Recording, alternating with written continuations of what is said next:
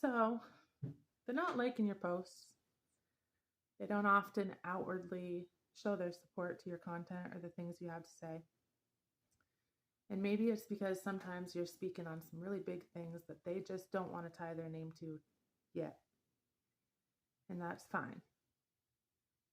I don't have time to sit around and ponder why, more than I already have, why certain people in my life have gone radio silent in my corner, or why people would have so much hesitation to get behind me and get behind the things that I'm speaking on when they themselves have seen how hard life has kicked my ass. And my track record has shown that I am not scared to take a punch, figuratively and literally. And I always swing back harder. Every time I swing back harder. And yes, there's been some afflictions that I've had to be delivered from. And they're ones that I'm not proud of. But I'm prouder than hell that I used my relationship with God to deliver myself from them. And I'm standing here today having dominion over the same things that years ago had dominion over me. And that in itself should be something that gives me enough of a platform to say, hey, maybe she knows what she's talking about. So, one of the things that I've been kind of thinking about over the last couple of days, and it's just one memory that really sticks out in my mind. And from that, I have pulled some wisdom that I thought was worth sharing. And so, before I get into this, the people involved have nothing to do with what I'm trying to relay. Because even though, because of the circumstances at the time, we were at odds with our beliefs or our standpoints, these are still people that I genuinely think are great people. Misguided, but good people. So it was early on in understanding my gifts and how they work. And that is how I will, from now on, refer to them as gifts, because I will no longer downplay my strong attributes to make the people around me comfortable, as nobody else should. But it was the first time I remember audibly getting the confirmation audibly to deliver a word. And you can call it words or downloads or whatever word that you want to tie to that, instructions from source. And I've gotten those ever since I was a child. And I guess up until that point, I always chalked it up to I just talk too much. I always have something to say about everything. And, even people that know me in real life would, they know that that's something I say about myself. I talk too much. But I'm growing a discernment and understanding those gifts. And so this particular time that I'm talking about was the first time that I audibly was getting the instruction to speak up and to say something, and recognizing that for what it was. And, it's like there's this whole universe of knowledge inside of me that I know not everybody has access to. And it doesn't matter the reason, it doesn't make me better than anybody, but it's an incredibly heavy weight to carry when you look around at the dumpster fire that our world is becoming, and you know that you possess something that if you could just get anyone to listen to you, that you could maybe help swing the pendulum back in the other direction. Anyways, there was this particular time I was working with a couple colleagues. It was a Saturday. There was a really bad snowstorm, and so we were already down on production, not going to meet our targets for the week. So the three of us were out on the production floor, working the line together, and standing there working and conversating. And they were talking about Hollywood and this actor and that actress and who plays in what movie that that they're going to see this weekend. And they both knew that it wasn't something that I could really speak on very much, because they both knew that, I don't live under a rock. I keep up with certain trends, whatever. So I at least have a base knowledge, but I don't follow stuff any further than that. I don't really watch TV a whole lot. it's just it's just how I am. I prefer to read. I like to write. I like to sit in prayer. I like to research. I like to learn and understand, expand my understanding of the world and how it works.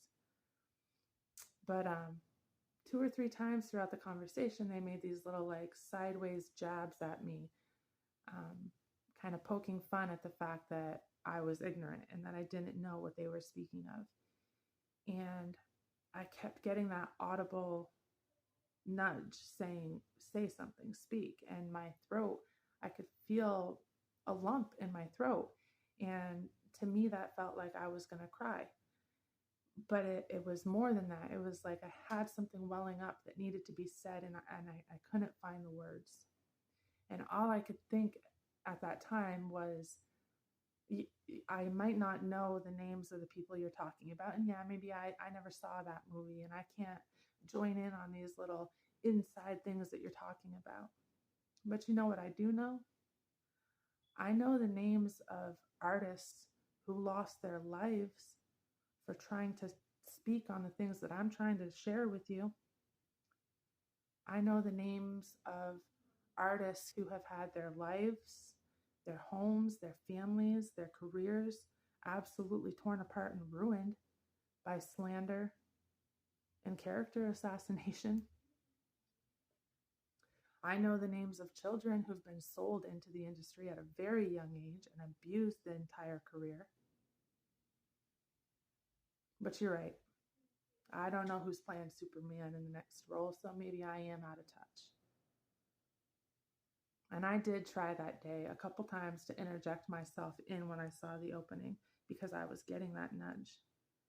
And they shut it down immediately. As soon as I started speaking, they cut me off mid-sentence with a look of disgust, turned away, and went right back to the conversation they were having, making it so incredibly clear that they had zero interest in what I was saying. It just hit me different in that moment because it was so blatantly obvious that they wanted me to know that there was two of them and one of me, and I had no dominion in this conversation, and I was to sit there, shut up, and do my work. And I had to excuse myself. That lump in my throat, I had to excuse myself and go outside. And I went outside, and when I tell you this bird flew down, and mind you, at the height of COVID, like that rejection was everywhere.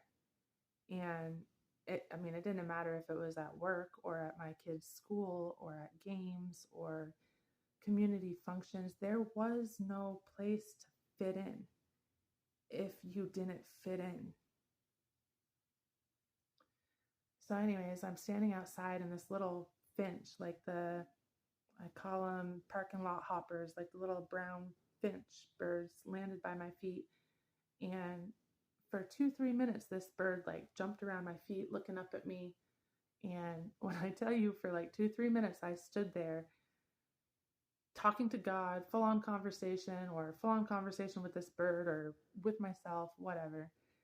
And I was overwhelmed with this emotion that I didn't know how to put into words. I knew I was being instructed to say something, but I knew they were resistant to hearing it, and I couldn't find the way to say it. And I always say that delivery is really important because if you don't know how to appropriately deliver a message, there's an opportunity for more harm to be done than good. And so sometimes if you don't know how to properly deliver it, you'd be best off to just not try. Anyways, what I'm trying to say with all this is that I think I have that. I think I know how to respond now. And maybe it's a couple of years too late, but these things are timeless, right? So here goes. The difference between me and you is that knowledge that you possess, that you think somehow makes you holier than thou, that you think is so funny I know nothing about. It's make-believe. It's based in lies. And it's knowledge that I can not only survive, but thrive without.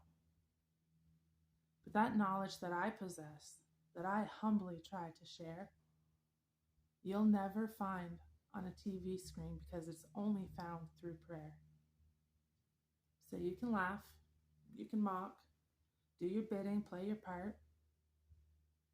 But I've seen in the spirit how this all plays out, and it'll leave you with an empty heart, hating God and asking why, begging and pleading for Him to hear your cries. And it doesn't have to be that way. Right now, there's still a choice to not be so damn quick to turn your back just because it's a different voice. We all have a small piece, a special role to hold, a unique little piece of a tapestry that's trying to unfold. So why waste time judging mine instead of understanding yours? Don't you think it's gone on long enough? Don't you see the wars? What's it going to take? How long is it going to be before people say, hey, maybe they're right. Maybe there's something at our door right now that's going to require every one of us to fight. I strongly suggest, for what it's worth, that you figure out the part you're going to play. And don't wait till tomorrow. You make that decision today. Until the chance to come together is gone. And for all of us, it's too late. We are all one. That is the truth. And it's not going to happen overnight. But it is worth the fight. Because the alternative is a world left with no light.